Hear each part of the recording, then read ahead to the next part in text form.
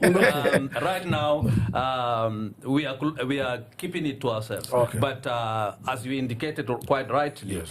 We have three options: either to go it alone as a political party, or to join the coalition that we all know has been talked about and which I believe is going on, or align with the APC, which is the administration in power right now. That's right. When the right time comes, we will make our position known. Okay. But whichever way we go, I assure you, we will never mortgage our principles or the philosophy that brought us into politics in the first place. Okay. If it is coalition, we will ensure that our programs, our philosophy, our principles, and our objectives and goals are embedded into the overall manifesto of the coalition partners.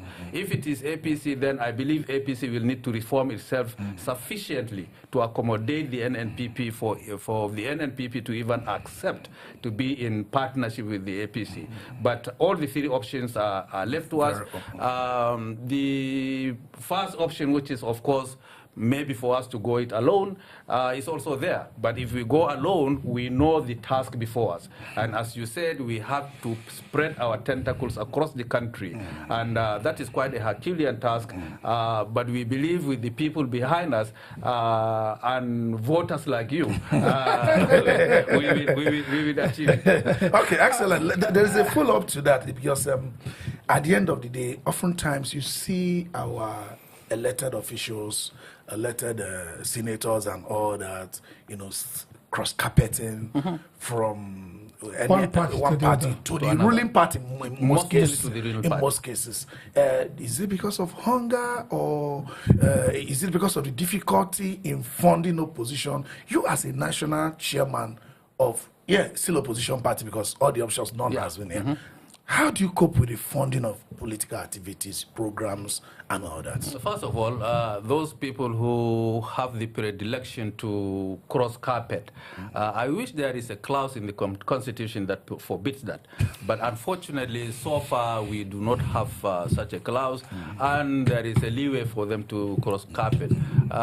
We call those kinds of guys, those kinds of politicians, transactional, mercantile politicians. They are in politics in the first place, not for the principles that they stand for, but for what you pointed out, what they can get. Exactly.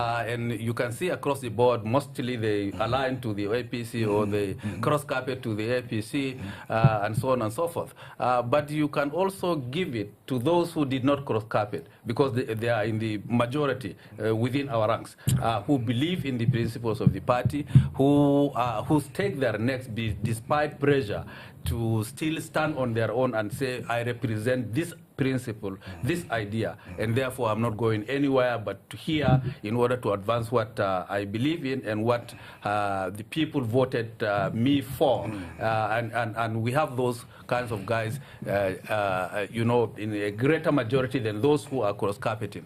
As for funding political parties, I think knowing what I know, I think in order to strengthen democracy and advance our country's political life a lot further than where it is, INEC or the federal government should consider funding political parties. Because what we can see right now is that the greater or bigger or more muscle a political party has can now terrorize others into either submission or rebellion.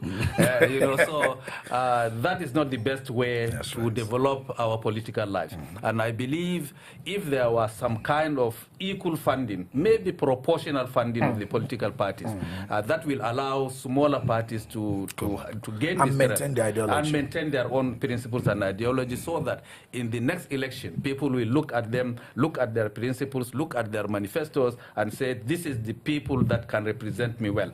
But so far, so bad, because you have the strength to intimidate others, to buy a vast majority of others, and therefore you do not even have political life in the country. Whether we are moving towards a one-party state or something else, I do not know. But it is not a good development for the development of the country itself. Okay, there's something you mentioned when you were talking. You mentioned that you could go into alliance with the ruling party, that's the APC. Are you satisfied with the level of their performance at the moment? Well, I gave a proviso, a rider. Yeah. If APC can reform itself sufficiently enough to absorb our principles, I think if we happen to align with them, we will do them a lot more good than they can do to us. I'm talking about between the Buhari administration going into the Tinubu administration. Yes. 10 years running right now. Yes. Are you satisfied with their level of performance? I doubt it very much. If anybody in Nigeria is satisfied with their level of performance, I doubt it very much. Are you satisfied with that level of performance? I believe you are not. There is a lot to be desired in the APC. We embraced them at first in 2015 yes. With all hope. And I'm sure you can be a good provide a good testimony to that. Every Nigerian, virtually across the board, believe that APC would do better than the PDP. Particularly Buhari was going to do better than Jonathan. But quite ironically, I have come across a lot of people across the political landscape who believe that if you were to present Jonathan today, he would beat any other politician. Exactly. You know, that is the not only Buhari. Truthfully. No, not Buhari. Not even Buhari. Exactly, not just Buhari. Yes. Virtually everybody in the APC. Yes. So the APC has, I think, blown its chances. Its gladiators have become dwarfs as far as achieving what Nigerians expected of them to achieve. And I refer to them because I was talking about the three options we have. Okay. We do not have any other fourth option. It is either you go it alone or you align with the coalition yes. or the ruling party. Yes.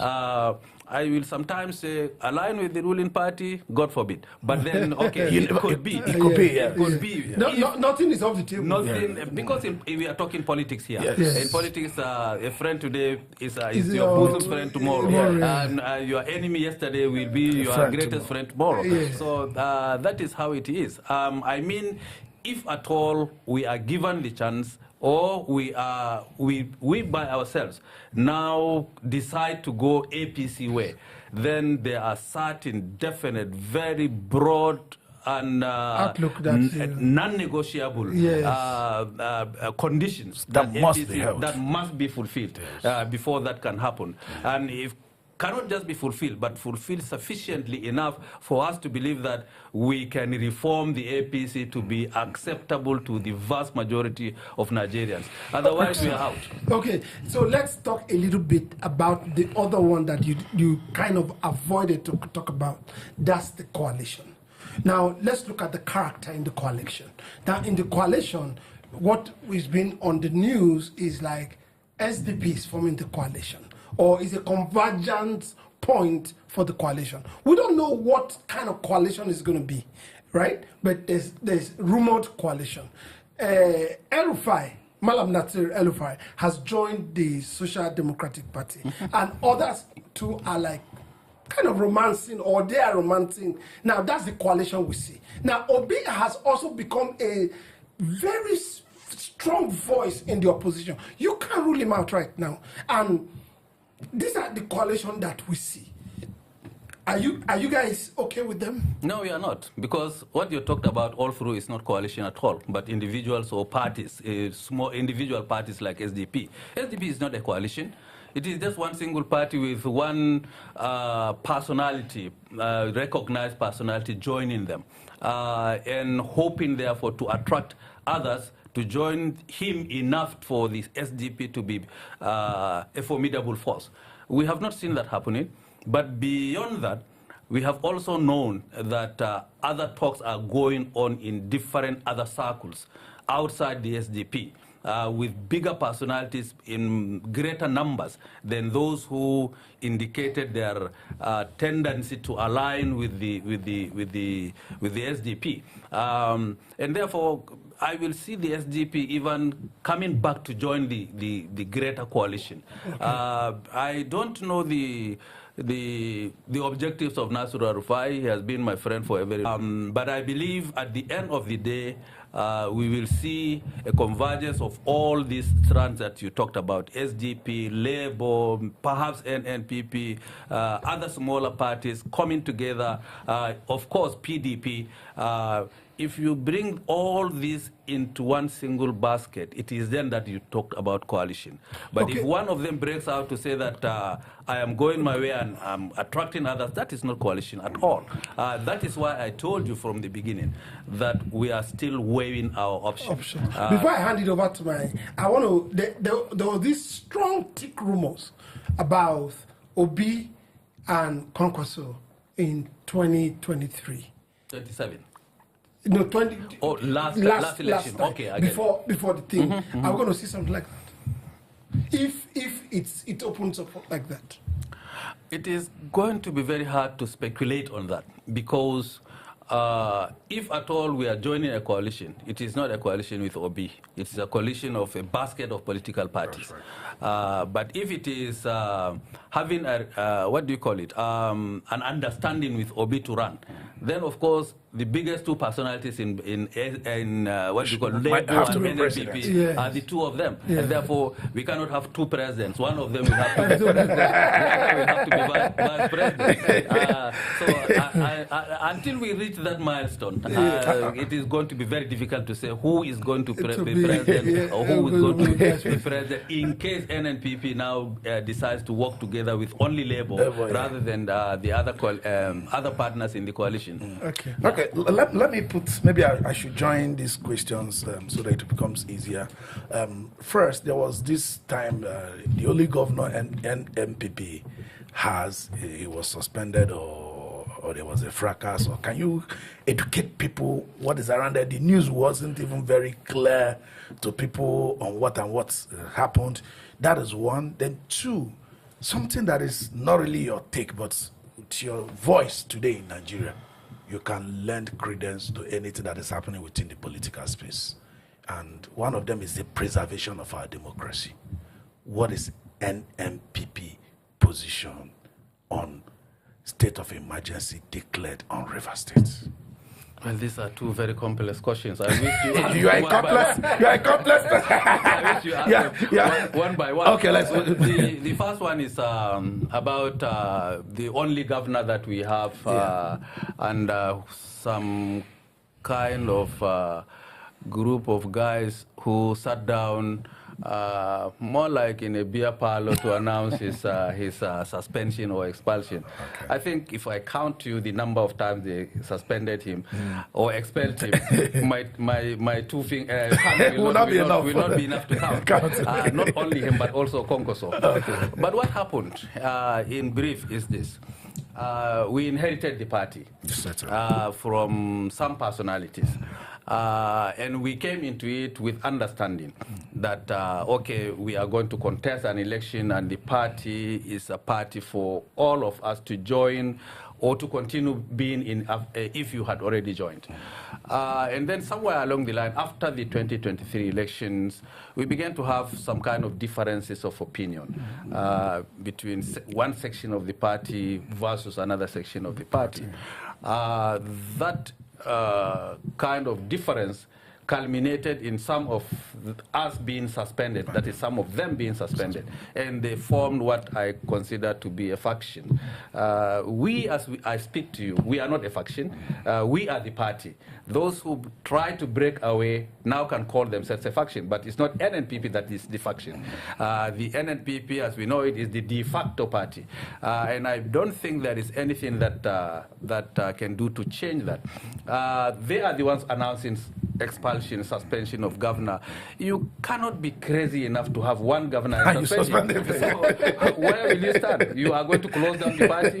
The other part of it is that the other group who are now announcing this suspension of Kwankwaso Abba Yusuf, and myself and so on, they forgot completely that we came into a situation where that party, the NNPP that we inherited, has been contesting elections and after elections for the last 20 to 22 years, and nothing happened. And therefore we thought, when we came in and we recorded this kind of spectacular success, because I term it to be spectacular, we came into it in 2022. Wow. And then contested elections in 2023 within a span of 1 year. One Kano, and one Kano, and almost one Jigawa in Kaduna in Katsina State.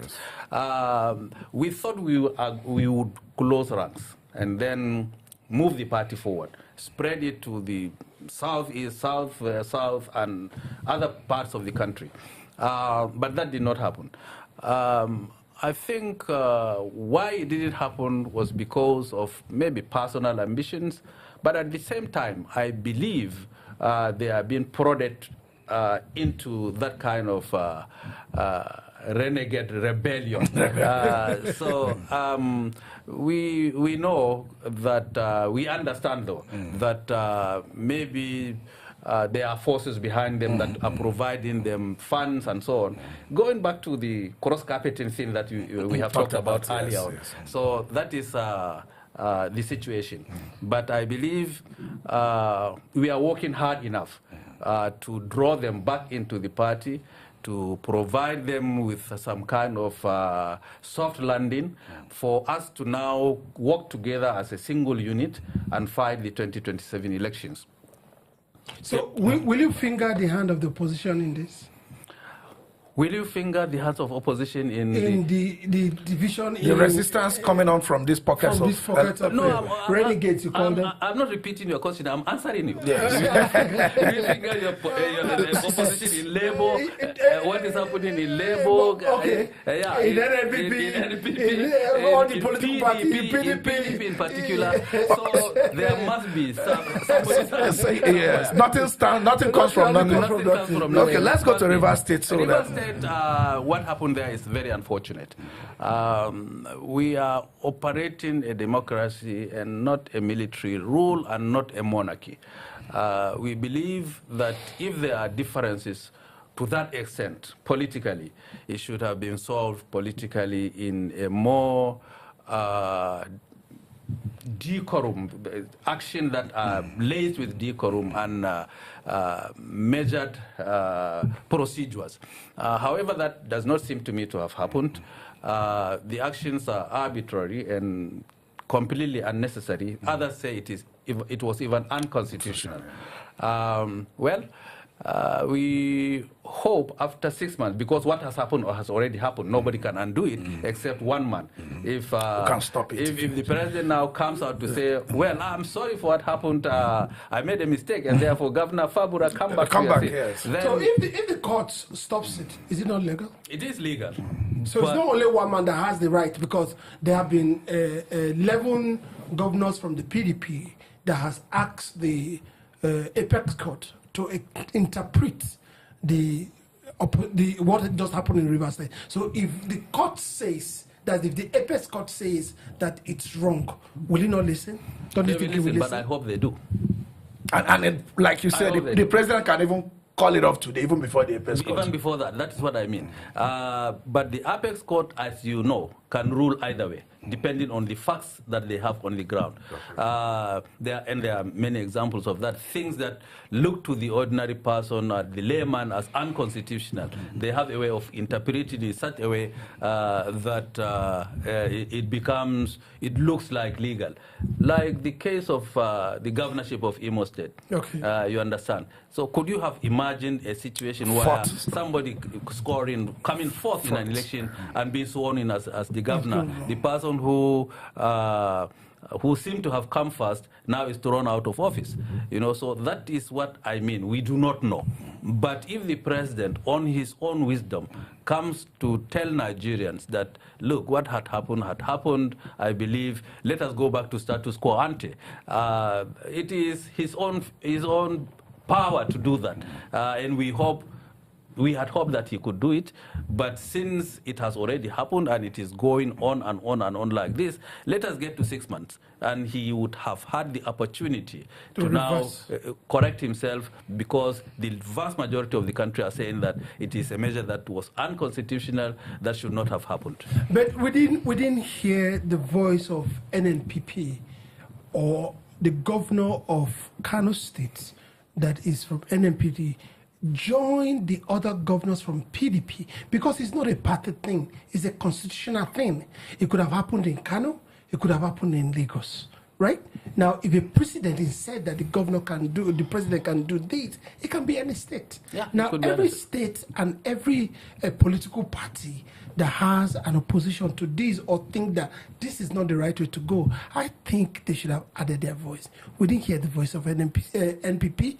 We didn't also hear the voice of the governor of Kano State. I personally addressed a press conference, and we issued release after release. I don't know why your television station was, because you were not probably... Not because you didn't see you personally to talk to me. Yeah, you did not meet me personally. Had you invited me, I would have come as a result of the press release. We issued press releases, not one, not two, not three, and we believe that we sufficiently spoke for the governor, because whenever I go to Kano, he jokingly will say to me, well, my boss is here. Therefore, why did you stop him? So the boss has spoken for him as a political party. And that suffices. No, what I'm saying that, why did they join in the suit? Asking the apex court to explain the level. It should have joined. He probably should have joined, and if he chooses not to join, your question is a very correct one by asking me, why didn't he join? We believe that he did not join because we did not want him to join at that point. Legally, yes, PDP believe that it is their state, and they came together to fight for it. PDP is an opposition party to us, although both of us are in the opposition. Exactly. Constitutionally, we did not agree with what happened in River State, but at the same time, if PDP makes it as a party issue, how do we join them? If I were PDP, what I would have done was to extend invitation to all these political parties and for them to join the suit. But they have decided to go it alone. Should we now be coming to knock on their doors? Please admit us because we want to join your suit. Okay, let's talk about the option one you talked about for 2027. Okay, tomorrow is mystery. Nobody knows tomorrow. Absolutely. Yeah. At the end of the day, you could look at that. Coalition might not take us to where we want to get to, and getting to APC, like you said, the good you might be bringing may not be sufficient to dwarf the deficiency in APC. And you say, let's stand alone. Are you making progress in propagation of your messages across the 774 local governments of Nigeria? At this time, you have a program of expansion. To begin with, we have offices in 774 local governments across the country. We have local government, NNPP local government chairman and ward chairman throughout the country. Don't talk about state chairman, because you cannot have local government chairman before you have state chairman. We believe we will inject energy and resources between now and 2027 to contest the election creditably, if that is the choice that we take. That does not blind us from the impediments that we have to, obstacles that we have to surmount in order to do that. And every political party will have to weigh the obstacles versus the opportunities. If the opportunities outweigh the obstacles, of course, that is the only option that we will choose. If the obstacles outweigh the opportunities, then we'll have to now find an option in what remains of the other options to us. That is why I told you, as of now, I cannot tell you definitively where we are facing, because we want to keep it to ourselves. By the time we now are sure that we have all our 774 local governments on their feet, up and going with enough resources, I believe I will come back to this show and tell you that now we are going it alone, since we are not going to need any other political party to join us, and we leave APC to their own troubles. All right, let me just put this way so that I hand over the mic to my brother. Okay. Philosophically, as it is today, where Nigerian politics today, does NNPP believe in South-North zoning of presidency? That if a president from the North serves for 4 years or 8 years, that it should go to the South? Is there any belief like that, written or unwritten? Written or unwritten, the practice is there. Because the last election, the 2023 election, our presidential candidate came from Kano State, and our vice presidential candidate came from Edo State. So there is tacit recognition. No, that's not exactly what I meant. Okay. What I meant, like, the outgoing, as Buhari was going, having served for 8 years, do you think it was right for Kwankwaso to contest, or you think, oh, somebody from the South should have contested so that he or she will have opportunity to be president? Though we don't have she for the moment, but let's keep it open. Why somebody from the North is vice president? Do you have something like that, rotational, or written or unwritten? I am not going to tell you that you are talking mischievously, but definitely you are not talking politically. Because contesting an election... Sir, you know you are a master of the game. Because in the field you have been in for a very long time. Actually not. Okay. Really not. Yeah, I became chairman of this party not more than 9 months, I believe, by now. No, more than 9 months, about 10 or so. Before then, I was deputy national secretary of the party. And before then, I did not know politics at all, and actually I hated it. But I have been conscripted into it. I always tell friends, conscripted into it, kicking and screaming. But whatever it is, here I am. Yes.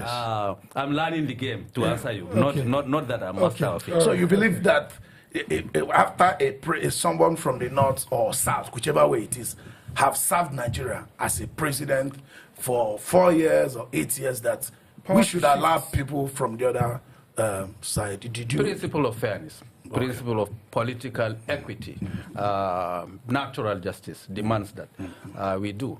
But, you know, it is also circumstantial. We believe at a point we will reach the political maturity where that issue will not even arise. Therefore, Nigerians will now point to the best material, whether not minding whether he is South or North or whatever, and choose their presidents from. And that time could definitely be a better time for the political development of the country, and even for the economic and social development of us. Integration takes a lot of time. That's right. Mindsets take even longer time to change. Attitudes, the same thing. So, but we believe with deliberate education and the interaction of our people over the years, I am sure you know that 1966, for example, or 1960 is not the same thing with now. Certainly. I think even the style of your tailoring wasn't the same with, as well as my own. Yes. You know, so we are moving rapidly forward, and I have a lot of optimism in the destiny of this country. What has happened, I think, is just a misnomer when you have parties like APC that people have so much hope in letting us down. But then that is also part of the evolution, natural evolution of a country.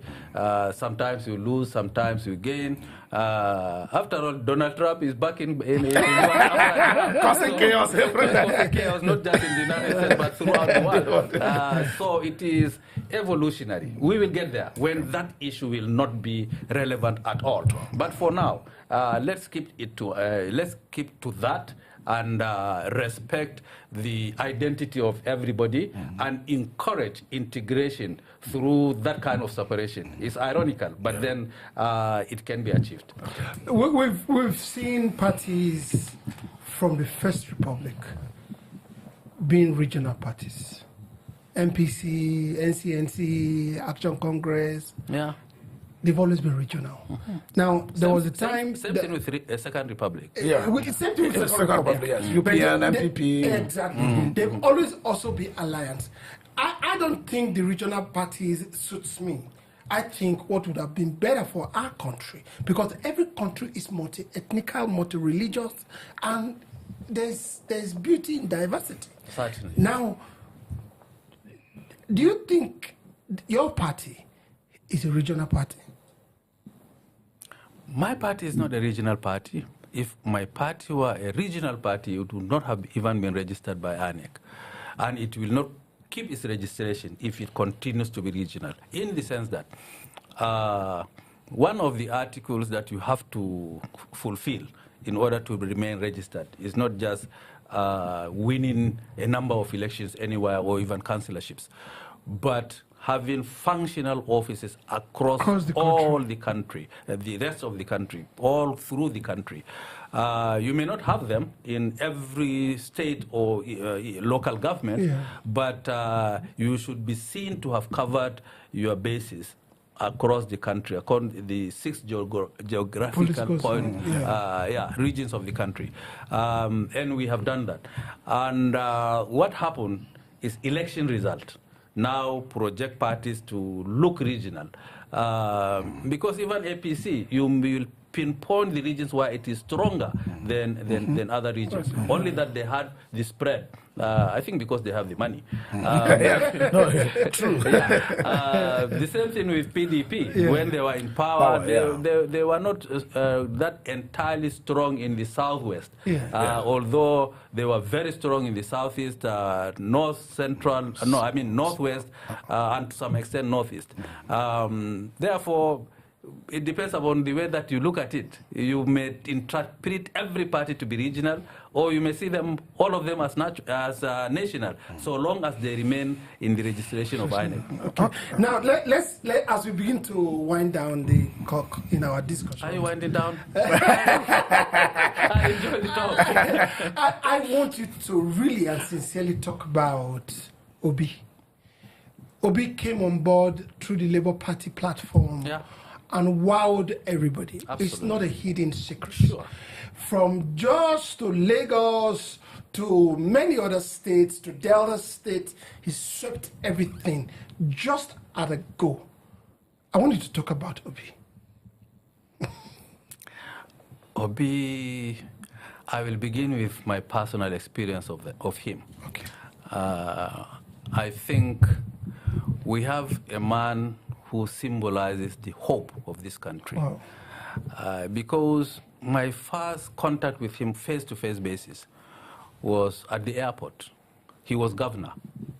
And I found him in a queue. I was behind him. People were whispering, is this not the governor of Anambra? Yes, it is him. Yes, it is him. He was in his simple dress, jacket, whatever, and he lined up with every passenger and entered the plane, sat down quietly. If you greet him, he will greet you back. If not, not like some governors, they will come with sirens right up to the door of the aircraft. When they enter, they will be waving to everybody so that they are noticed. Obi is quite a phenomenon. And how I wished the result of the election was different. Because after the election, when we look back, we would say, if he had paired up with so, probably the result would have gone his way. Especially your party leader. Especially perhaps my because party. We know that he has a pedigree. You see, these things are not hidden. We can see it on the surface. Do you understand? So everybody will always say that, oh, we wish that the NNPP and the Labour Party had come together. Maybe we would have had a better... Yes. But then the same thing. It didn't happen. It didn't happen, but the same thing also, they would have had more chance if they had joined with the PDP. So their options were open also, and our options were. But if you ask me privately in my bedroom, I will tell you that we fumbled. The parties fumbled and gave the APC the result. If they had come together in whatever permutation you have, they are more likely to exceed the 8 million that APC scored in the last election. Because it was a shamefully low number for 8 million out of a population of 200 million to say that only 8 million elected a president. I mean, it is simply politically not acceptable, but we have had it. Yeah. All right. Okay, I actually have two. Let me take it, but let me take it bit by bit. Okay. The first one, if given the chance, do you think Alhaji Kwankwaso can play vice presidential candidate to be in 2027, if given the chance? Removing of party, they could come under one party, there could be coalition, even the option to, if the all the coalition, and you decided to join, and at the end of the day, they said, okay, let Obi be the presidential candidate, let Kwankwaso be the vice.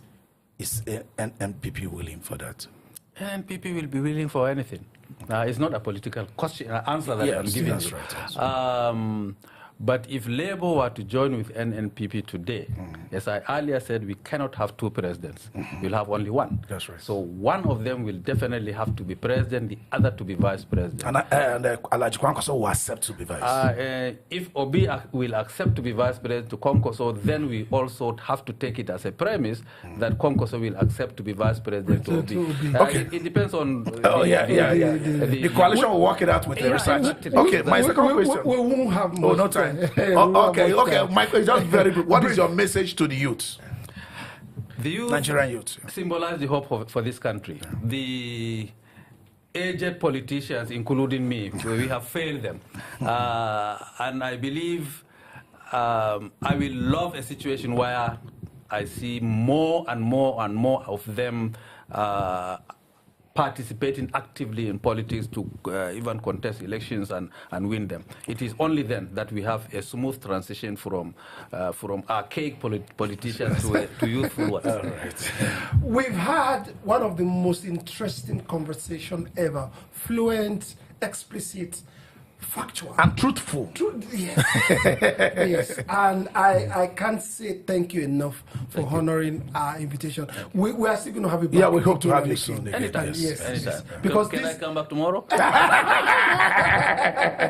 And this kind of topics leads to what you call national development. That's right. And our platform is to look at what can make Nigerian work for everybody. The Nigerian that works for everybody. And I can see that you resonate with what we are up for. Thank you. We've been speaking to the NNPP National Chairman, Dr. Ajuji Ahmed. I mean, I'm sure you've been glued to your TVs or to your podcast, and it's been wonderful. We want to thank you for watching. Thank you very much. Thank you for coming, sir. My pleasure. Yes, and to my wonderful colleague, Thank you for thanking him. Thank you for coming on. When I sat down, I said I was sitting in between two kings. Two kings. Thank Thank you. You're welcome, sir. You're welcome, sir. Thank you. Till next time. Okay. God bless you.